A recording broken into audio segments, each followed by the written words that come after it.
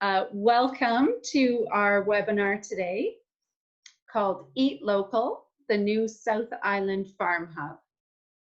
And this is the latest in our series of food literacy webinars that we call the Good Food for All webinar series.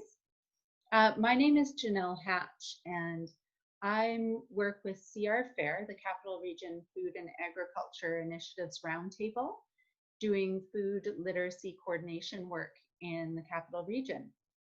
And today's webinar in this series is brought to you by our Food Literacy Working Group of the Good Food Network. So I'll explain a couple of those in a couple more minutes, give you a little bit more information on the Food Literacy Working Group and the Good Food Network as well. But first, I wanted to start with a territory acknowledgement. I take a deep breath because with everything that's going on in our world right now, it's really a time for learning and reflection and action. And although we've always done a territory acknowledgement at the beginning of our webinars, I think, this has to be something that is sincere and comes from a place of great gratitude in recognizing that our land, our waters are so vital for all of us, but were so vital before most of us were here. So I recognize with gratitude that people are joining from different areas for our webinar today, the lands of the Coast Salish peoples. And I am very grateful to live, work, and play on the lands of the Lekwungen speaking peoples of the Songhees and Esquimalt Nation.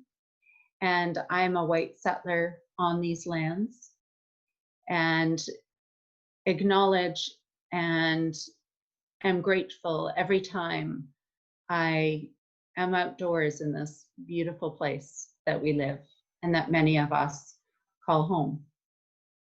So I hope that everyone here is taking this moment in history to really do some learning, self-reflection, and action, even on a personal level, but even greater on a systems level. So I wanted to start out our webinar that way today. So thank you.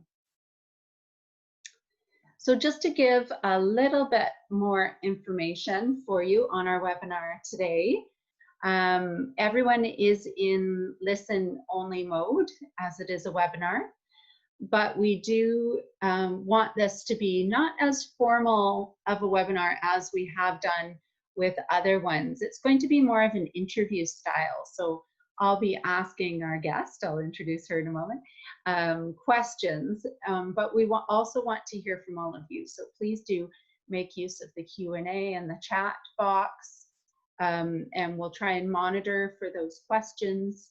And if it's appropriate to break in with those questions as we're talking, we'll do that, or we'll also be sure to leave lots of time at the end for questions as well.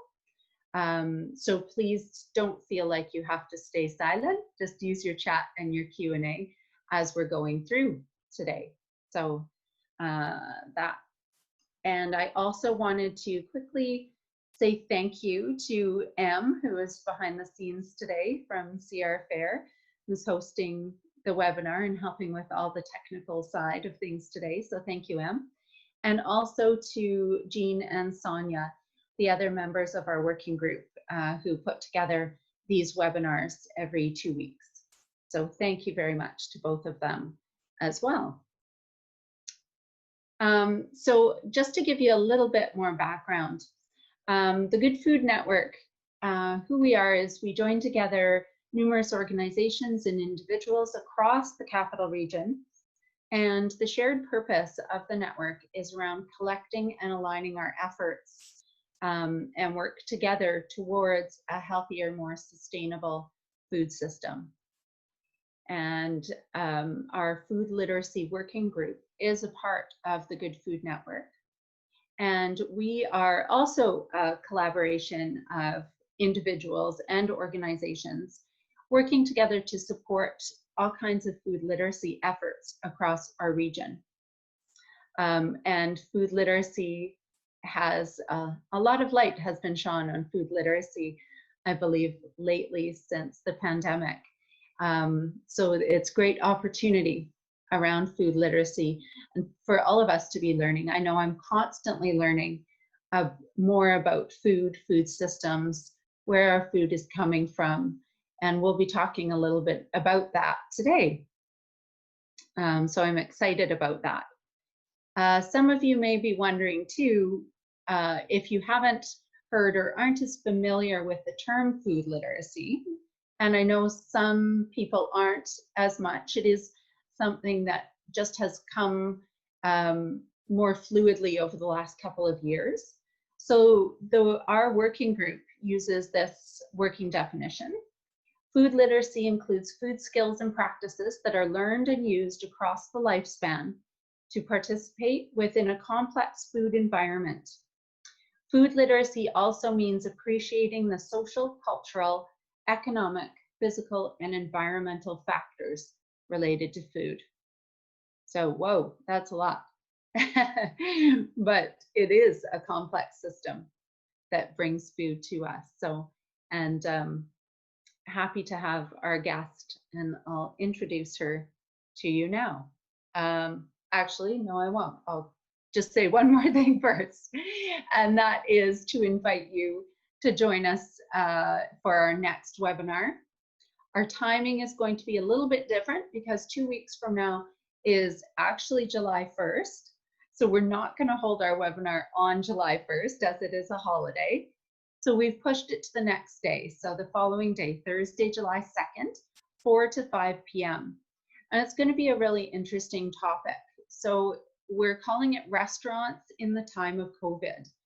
And we've lined up 3 local owners and operators of restaurants and bakeries here in our region to talk about how they're managing and how they're altering their business in order to survive and thrive in the new climate that we're living in. So please do join us if you can, Thursday, July 2nd, 4 to 5 p.m. And we'll be sending out further information on that soon. So without further ado, I would like to now introduce our guest speaker for today on our topic, which is all about the new FarmHub. So Susan Tychie, also known as Tish, so I'll be calling her Tish, I'm sure, throughout our time today. Susan Tychie has been working in the local food economy for many years, starting in 1997, founding the produce home delivery service Share Organics, which contracted local producers to grow for the 500 families served in Victoria.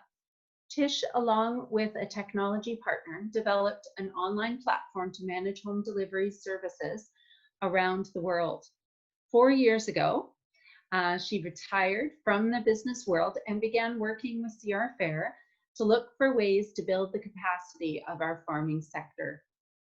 Working with institutional purchasers, local growers, and closing the supply gap initiative, Tish focused on the needs of our local economy and gained an understanding of the global research on place-based food economies. So thank you so much. I'll stop my share screen now so that we can see more of Tish now. So thank you so much for joining us today and to talk about this exciting new venture here. So I was hoping just to ask you first, how did you become involved in this new South Island FarmHub? How did I become involved? Yeah. I think when I started, I think a long time ago when I was running Share Organics, I got an idea about what a local food system could look like, because we, for the most part, did just a local food with local farmers. And I developed a lot of skills there. And years and later, when I was doing research with CRFAIR, I kind of had a good sense of what a food hub could look like. And I have quite a number of skills that make that possible. So I'm really excited to be able to, you know, come along this path to be able to work on something like this that's going to really serve the greater food community and food security in our region. So it's kind of been, going along a particular path and not quite knowing where you would end up, but this is where I ended up, and it's very exciting. Yeah, so this is, I think this is one of the opportunities that has come with the pandemic. This just kind of happened. So maybe you can start off by explaining a little bit more, what is the FarmHub? Well, FarmHub is a warehouse, technical platform, and a group of dedicated FarmHub team, working together to assist the farm community to grow and deliver produce directly to our own community. So outside of the global system, but working a little bit in conjunction with them. We serve some of the local stores as well.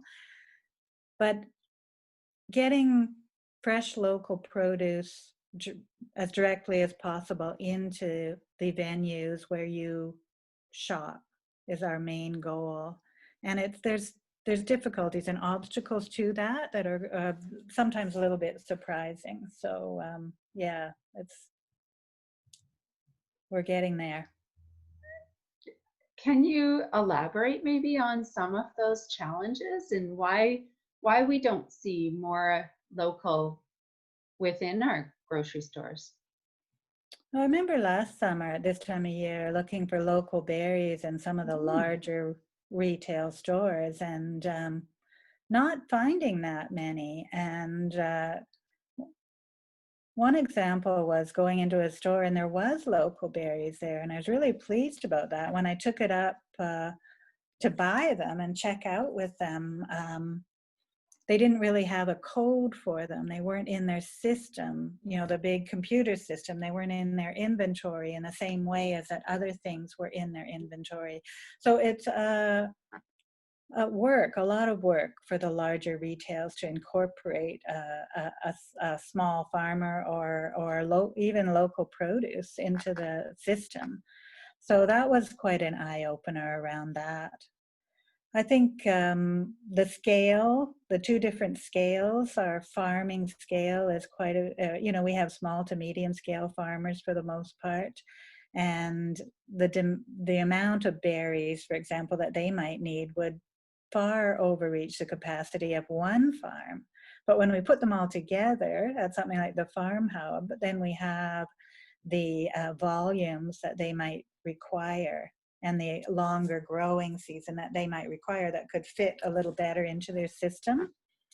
So we're hoping to work with some of the smaller medium-style grocers chains in our region in order to get more produce there, so that because lots of us shop at farmers markets and farm stands and box programs, but 97% of people purchase in the grocery stores. So it's important for us, I think, to get our product there where people have the opportunity to buy it. Mm-hmm. So going back to the FarmHub, can you walk us through what it looks like? Who's involved? Who are the players? Where's the food coming from? Where is it going? How? Sure. We've got 12. We were in our third week of delivery, and we've got 12 farmers on board from Saanich and the Western communities. And they have the capacity themselves to go onto our system and list their own product and tell you about our product. and how they grow it, and have a farm profile there. And then it's available to our purchasers online on a website. So the purchasers can go in and order the product. And we facilitate the order process, and then twice a week we've been delivering. So we also facilitate the delivery process. So this type of platform and the work we're doing increases the efficiency of getting local food to the local people. So that's a key point in making it financially viable that we do this. We're farmer driven, so we're working under the direction of the farmers and what they need. And in research that we did earlier in closing the supply gap, the farmers did not want to put infrastructure on their own farms, like a big cooler and a big warehouse on their farm. So we have that in place now at the Viewfield warehouse that the food rescue program runs out of, a food share program. So we're going to be moving in there shortly. So we, and every week we go out to the farms. The farmers bring everything to an aggregation point. So the orders go in on Monday to the farmers. They pick Monday afternoon or Tuesday morning. We pick the produce up, then bring it back to the warehouse, sort it out, and deliver it. So that produce is getting there almost on the day, well, within 24 hours, sometimes on the day it's picked.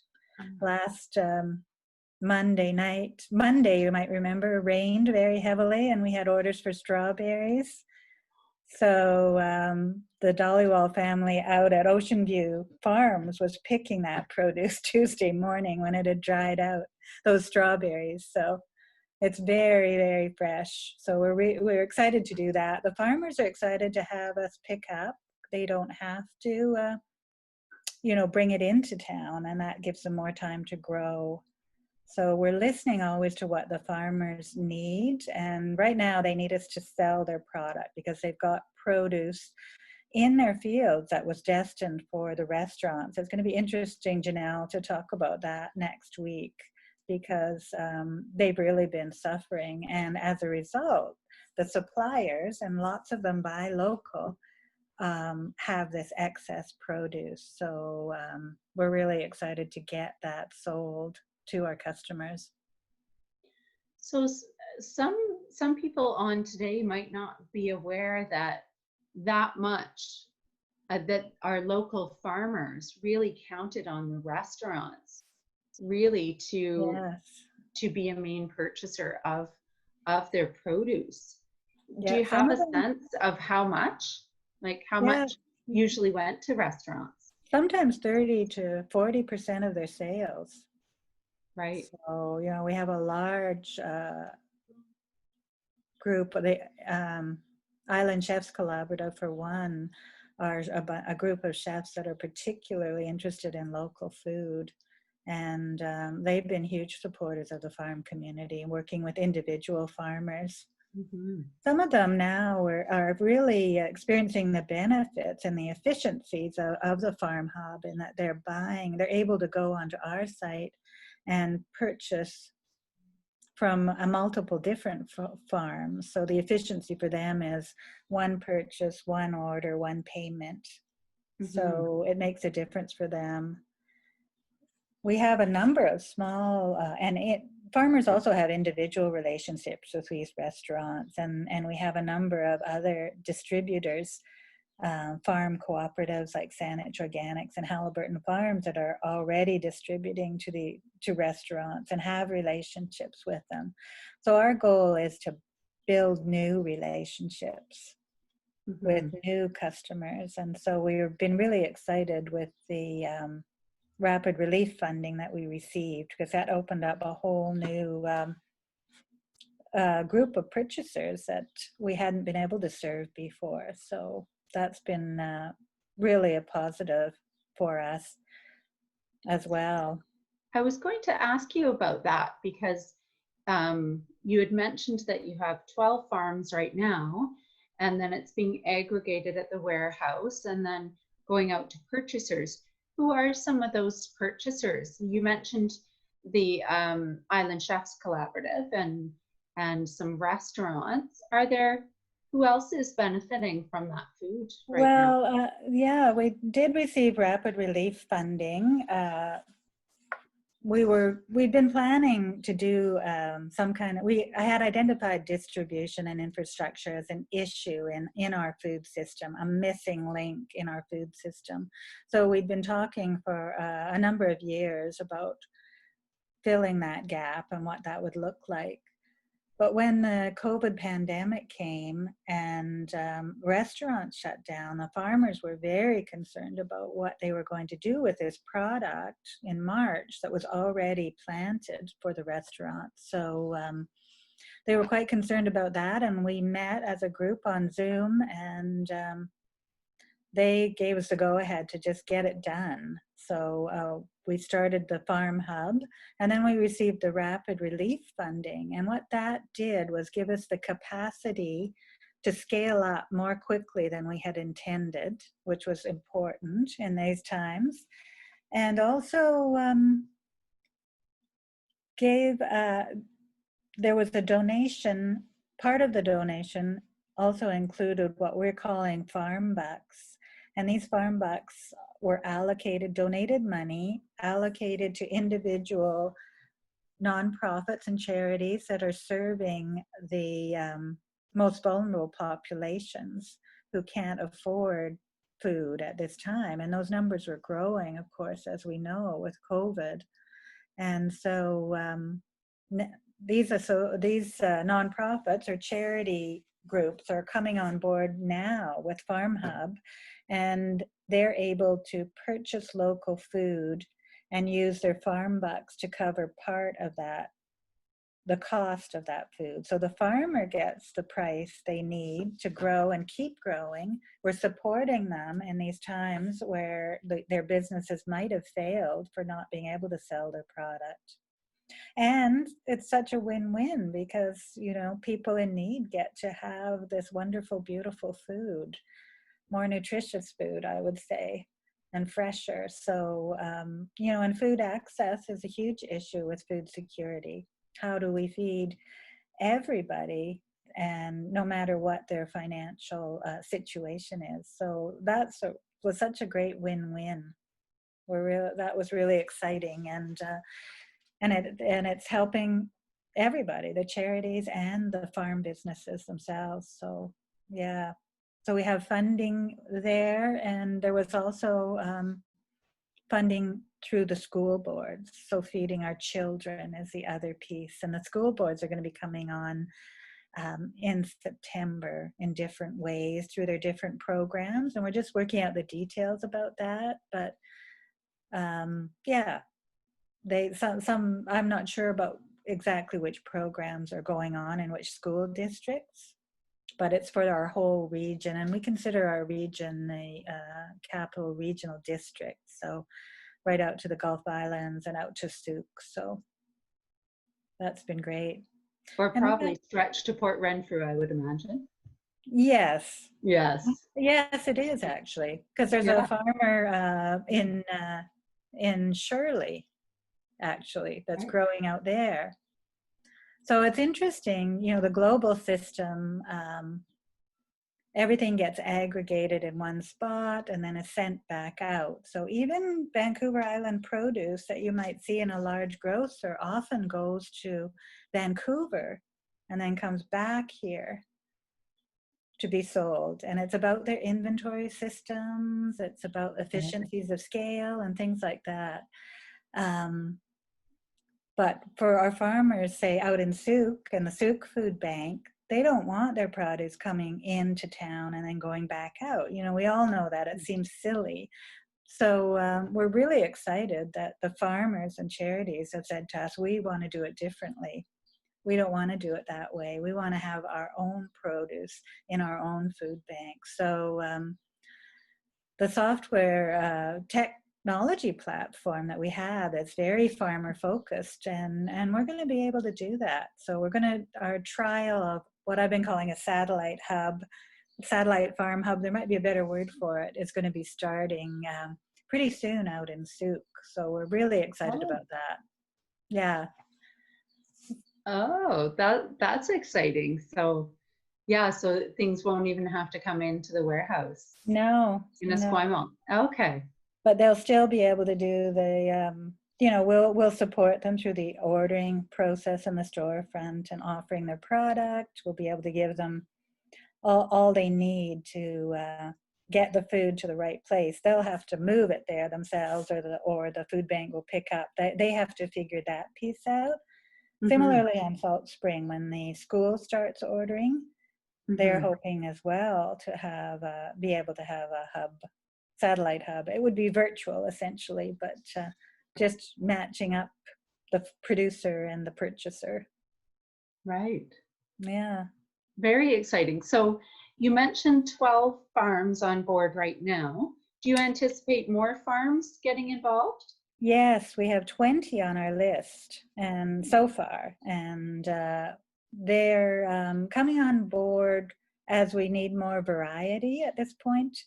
So right now the season, like until a couple of weeks ago, was what I call the green season. There was lots of greens and lots of salad mix, but not a lot of other product.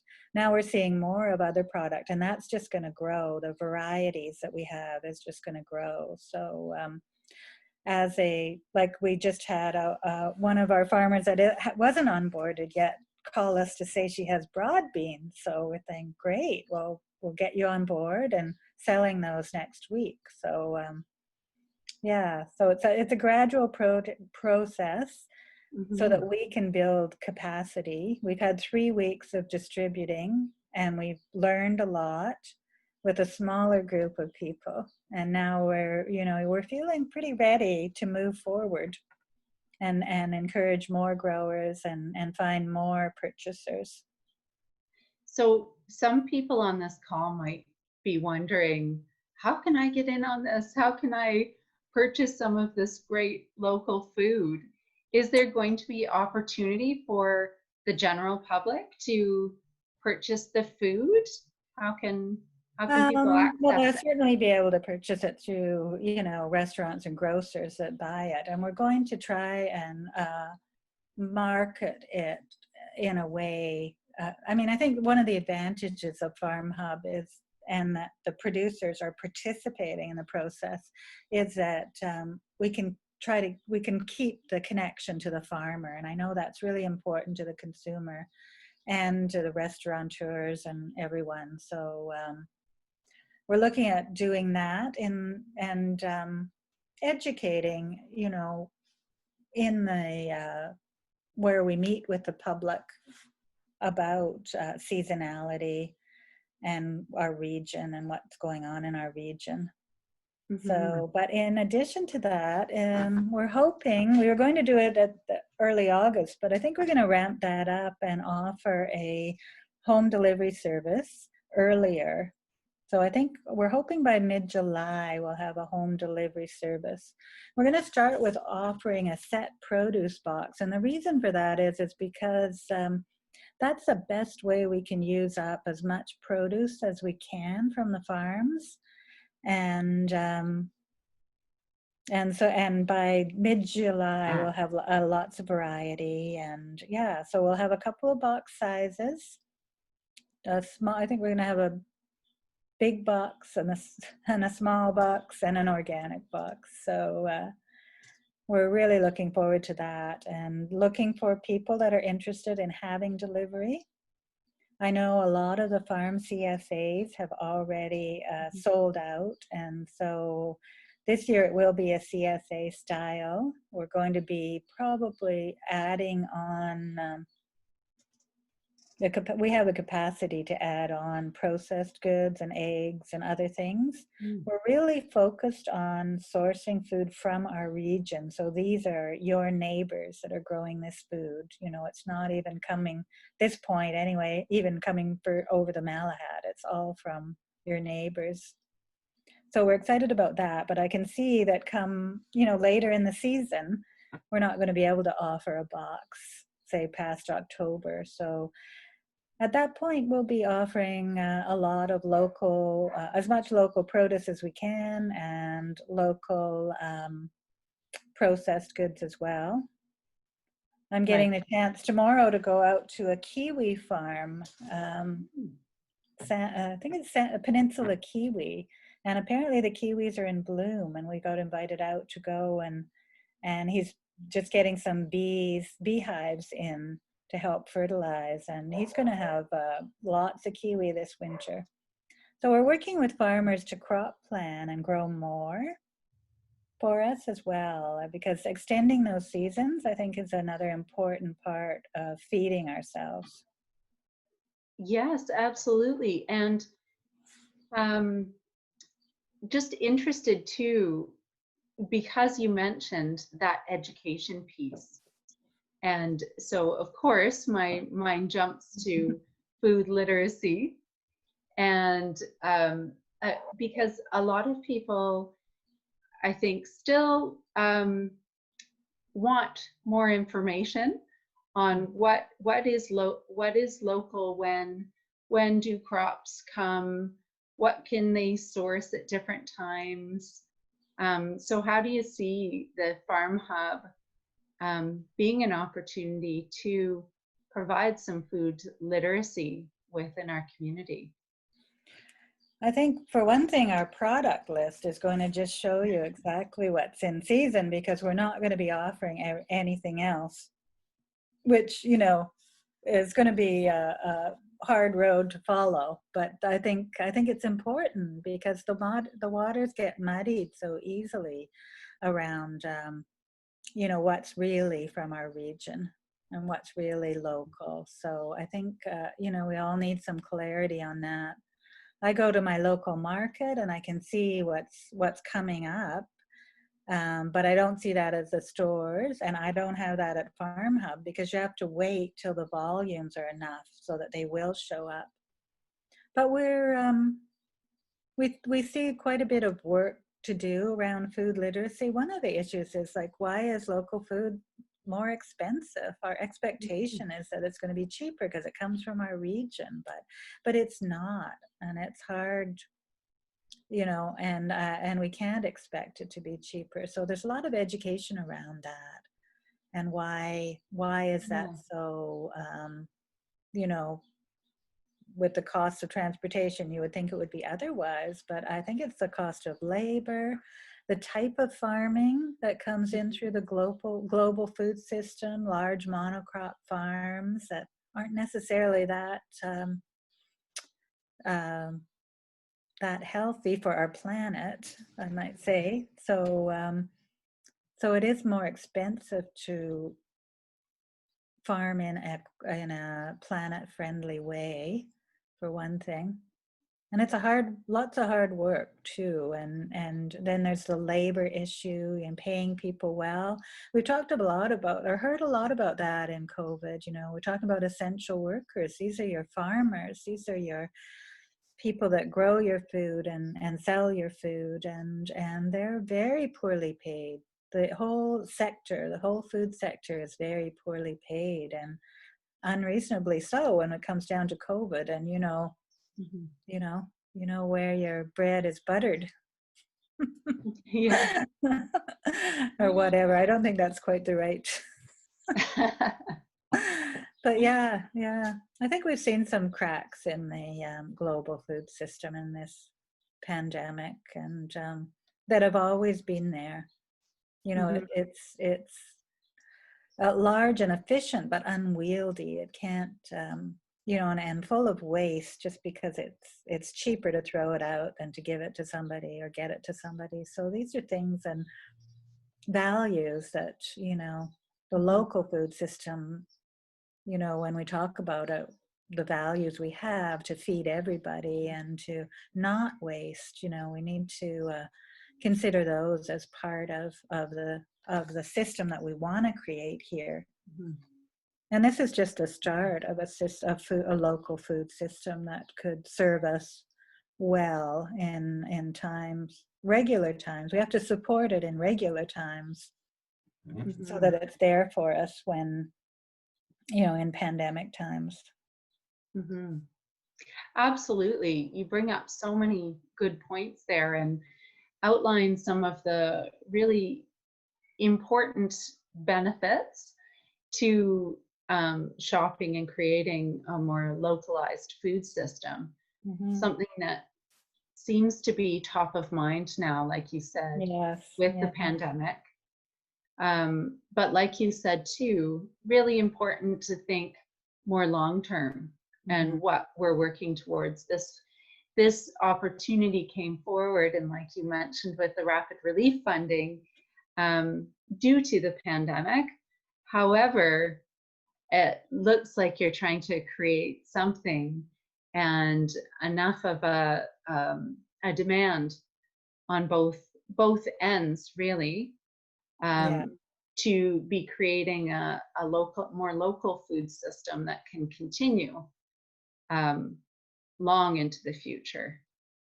Yeah, and we really felt very supported by the rapid relief funding because they felt that way. They want to see this as something that continues to grow and continues to serve our community, not just now but ongoing. So yeah, that really feels great to be supported in this work in that way. Mm-hmm. Yeah, absolutely. So, do you have a team of people working with you? Because it seems like I know you probably are putting in an outrageous number of hours, but do you have other team members that are helping with this, Yeah, with so the that farm? yeah, that's been part of the capacity building is we've been able to hire these really great dynamic people to help out. So currently, Lauren Searle is working with us as kind of the general manager, and she's concentrating mostly on sales and service. We're all working with the platform that we're using, the tech platform. And more recently, Colleen Popick has joined us.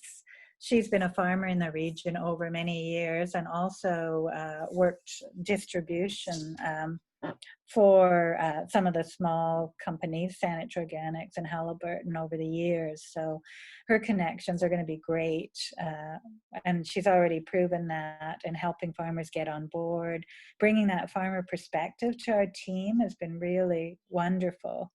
So she's in direct contact because she's right now, we're all doing everything from driving the truck to, packing boxes. So, and creating invoices and all that. So, yeah, so she's been going out to the farms, every week and now twice a week and been in touch with the farmers. So we feel like we're really, really connected in that way. Yeah, that's wonderful. It sounds like you're Yeah. building a really good team there. Yeah, and Too. we're going to be needing other people soon. We just did a team meeting and identified places where we're too busy at particular times during the week. And so we're going to be adding to that team as well. So That's it's wonderful to exciting. have that capacity to do that. Now I'm Yeah. retired, but I'm working full time right now. But Retired. That's an interesting retirement you have. yeah, the plan though is that I will be my hours will be going down and as we hire people and then long term into the future we're looking at next winter where we'll be able to regroup with the farmers and we'll be able to say this is what happened, what do we need to do, what more do you need, what more can we do for you, and try to figure out how to do things like that. One issue that we haven't figured out yet, but there's, after markets, there's a bit of farm produce left over. And the farmers are tired. They've been up all day picking and selling and all that. And wouldn't it be great if we could somehow sell that product for them? We'll have to think about that a bit more. But, and crop planning was what I was actually headed towards. But so we can crop plan and we can learn from this year. This year we're selling what we have because of this pandemic. But moving forward, and we're even starting now, like farmers can still plant. There's still a window of about a month here. And Colleen's been talking to them about growing for us? What can you plant now that we could eat in March? No, Mhm. not March. Well, some of them might get there. But I was thinking of like Collard greens, November. maybe? Yeah, November and December, and you know, and ongoing, and what might we expect?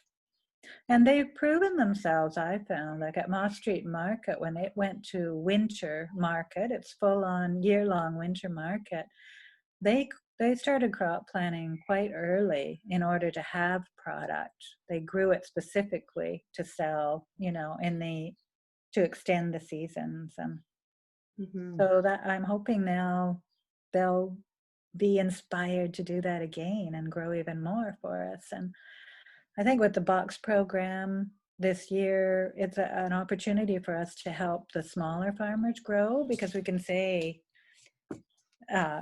definitely say we need so many lettuce next week. And so they have a guaranteed sale. Mhm. So we're hoping that'll help build capacity with the newer farmers and the smaller farmers as well. Right. Lots to do. Yes. So, um, I just had one more quick question for you, and then was wondering if you wanted to, I can share my screen and show people the website.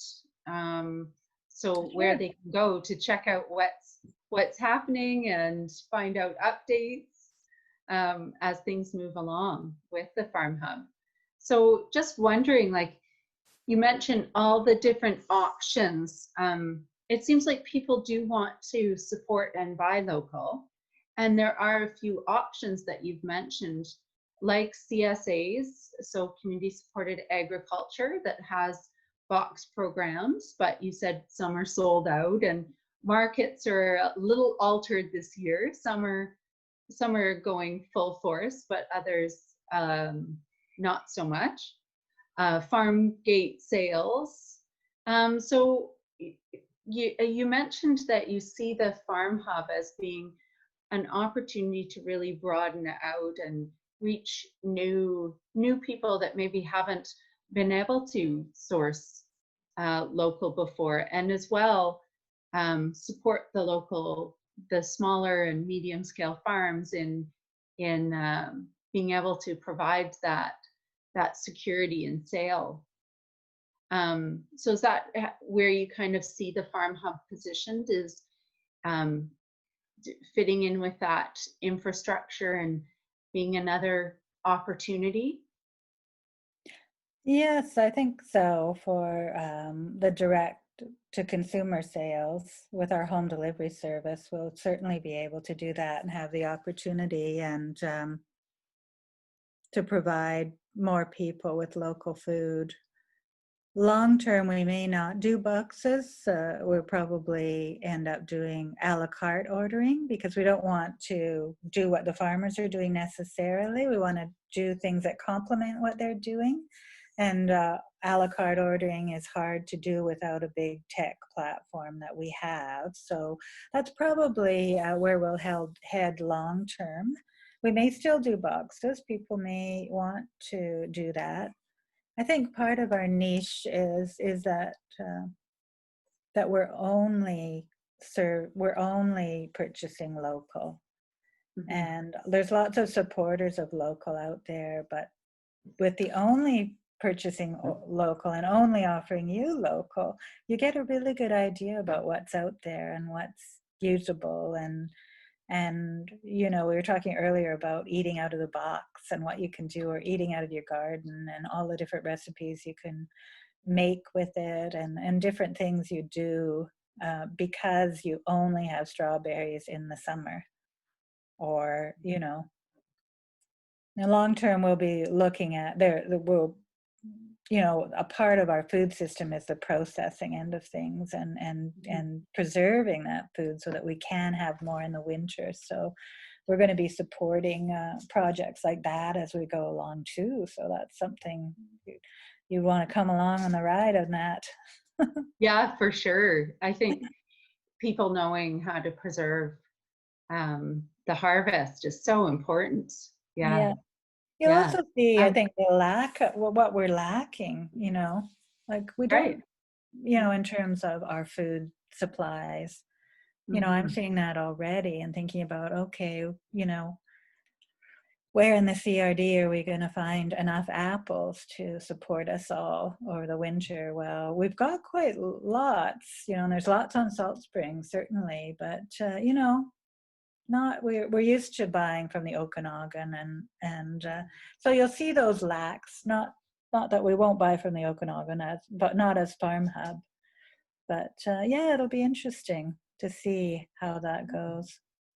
So one last thing that just came to mind for me was actually around, you know, purchasers down the road. And what about institutions? So you Yeah, mentioned schools, yeah. but do you foresee any opportunity to try and get some more local food into our institutions? You mentioned grocery stores Yeah. and being able to crack that a little bit, but just wondering on the Yeah. institutional side. Well, the research I did previously, there are some healthcare, not healthcare, but assisted living residences that are interested in purchasing local and more directly from farms. They're all strapped for time and for budget, so we Mhm. have to think about that. But there's definitely an interest there. In the larger general scheme of things, certainly on the healthcare side, there is some health and safety protocols that are required by on-farm health and safety protocols that are required by institutions and hospitals called Canada Gap. And these are important health and safety regimes, but the way they're implemented, or the way they need to be implemented on the farm, is set up in particular for farmers that are doing large monocrop crops. So they want, you know, the product can't touch the ground, so there has to be a pallet width between each row. Well, a small scale farmer can't afford that. You got to plant another row in there. So it's interesting. We haven't really tackled that too much, but I know in Europe, in the EU, and it might be France, they have, and so they're not lowering the health and safety standards, they're just making it easier for small scale farmers to meet those standards. So they have a set of standards that applies to local to local. They may not call it that, but it's like if you're selling your produce you've grown in a region to an institution in the region, then there's a certain protocol that you need to follow that's different from something that might have come from away, California or China. That, you know, it's these standards that they're using now are set up to track things, you know, from that stop at 8 different spots on the way. If we know the farmer that grew the product and he lives down the road, you know, some of these things are not necessary in my mind. Mhm. But your produce is just as safe. Yeah. So Well, that's a really that's a hard one, because, you know, and then the volumes they need again. But you know, for the smaller institutions, I think we're gonna talk to them and see what we can do, and you know, maybe even tackle those regulations, the holy grail. way to go. Yes. Okay, I will share my screen now so that we can see the website. You can walk us through it. There you go. Everyone, can you see that, Tish? Yes. Yeah. Okay, looks Yeah. good. So that's our logo up at the top left there, the carrot that looks kind of like Vancouver Island. It And does. I like the it. dark spot at the bottom is the South Island. So we were really excited. Our design partners, Farm Food Drink, were really great designers, and they came up with that. Yeah, so we have, right now we have our homepage, this one, our farmers, and our contact us. And here on the online store, you can click to and go to the store and see what's on the store. So the store's closed right now. We Oh, just I see. finished ordering. We're picking up from the farms tomorrow morning, so they're harvesting today. Oh, So okay. if you go back, Janelle. Mm-hmm.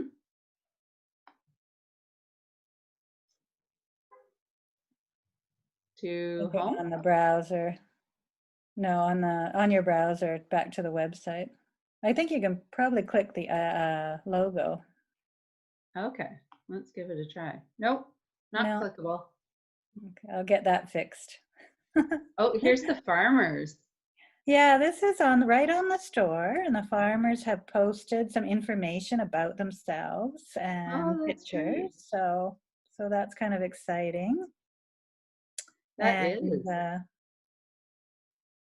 then on the browser, at the top of your browser there, yeah, There we go. there we go. Mm-hmm. So if you scroll down here, if you're looking for home delivery, we will be, you could just email us with your address and email contact, and in a couple of weeks, we'll be reaching out with the opportunities. So Great. these are our sponsors. And then Wonderful.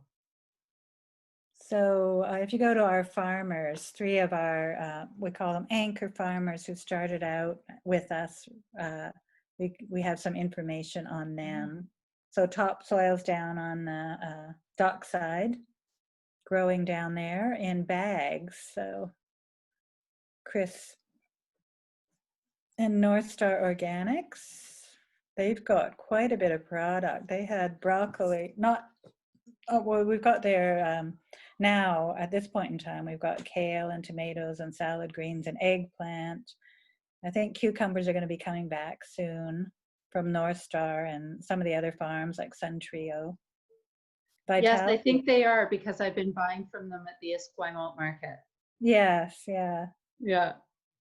And then Vitality Farms is out. It's a co-op farm out in Lowbrunner Community Farm out in the Western Communities, not far from Langford. So they're our aggregation spot right now. So farmers bring produce in from Souk and Machosen to that spot, and we pick up on Wednesdays there.